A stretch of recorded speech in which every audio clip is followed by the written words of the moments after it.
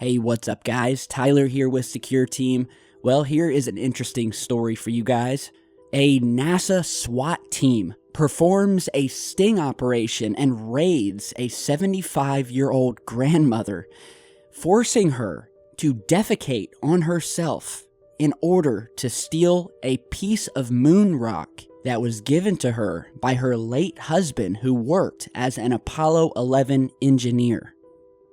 Well, you can't make this stuff up, and when I saw these news reports hit the web, I didn't believe it at first. I had to research around and make sure that I wasn't reading from some sort of fake news website, or a joke website or something like that. But no, this is true, and it's so crazy that it's almost unbelievable. So the story goes that this nice older woman by the name of Joanne Davis, 75 years old, had fallen on some hard financial times after raising grandchildren and following her daughter's death and her son's illness. So she began to think of extra ways to make some money, and that's how this all started. So her husband, who has since passed away, was a man by the name of Robert Davis, who was an Apollo 11 engineer. He worked during the moon landings for NASA.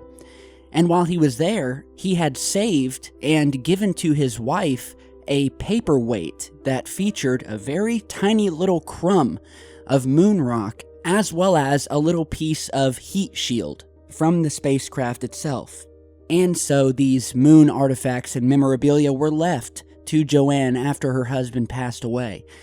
And like many struggling and falling on hard times, she thought to herself, well, maybe I can find someone who would appreciate this moon rock and this little piece of heat shield, and I can maybe earn a little bit of money for it. So she asked around, trying to see if anybody would be interested, and she didn't really get much reply. She contacted local auction houses, and even they weren't really interested, which is strange to me. But being a normal person with common sense, she decided, well, I'll call NASA, I'll get in touch with them, and I'll see if they might know of anybody who would like to buy the pieces. And so, unfortunately, that turned out to be the biggest mistake that she could have made. So when NASA found out that she was trying to sell what she described as, quote, 2 rare Apollo 11 space artifacts, her innocent little email produced a, quote, wholly unanticipated result when it arrived in the NASA bureaucracy. It wound up not in the hands of some kindly space veteran, but in the office of NASA's Inspector General at the Kennedy Space Center in Florida, where agents smelled a crime. And instead of investigating and simply emailing Joanne back and telling her that it was illegal to sell moon rocks, which she didn't know, and I didn't know, and everyone I've spoke to didn't know that it was illegal to sell moon rocks, but apparently it is. So instead of telling her that, NASA set up an elaborate sting operation to nail this poor old woman, who in their eyes was some sort of elderly international moon rock smuggler, the elderly queen of the moon rock underworld. And so they went along with her.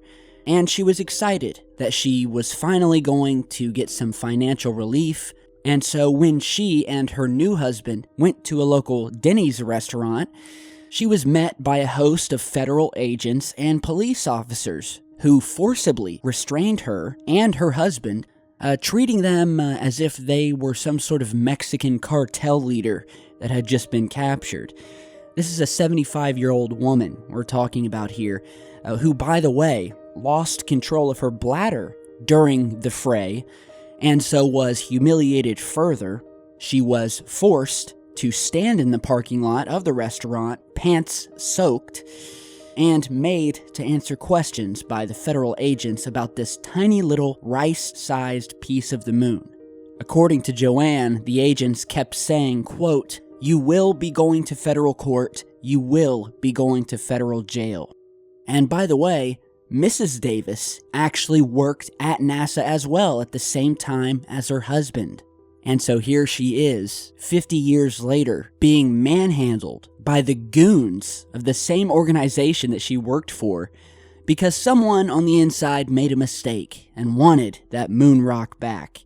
And according to their lawyer, NASA, quote, did it in a way that would humiliate her. So the authorities made a case against this poor old woman. Finally, though, prosecutors dropped the case, likely realizing how incompetent they were, and hopefully were full of shame for what they did to this poor woman. And now it seems the tables are turning because she is suing for what was done to her, taking on some of the agents and claiming that her hours-long detention violated her constitutional right regarding unreasonable seizure.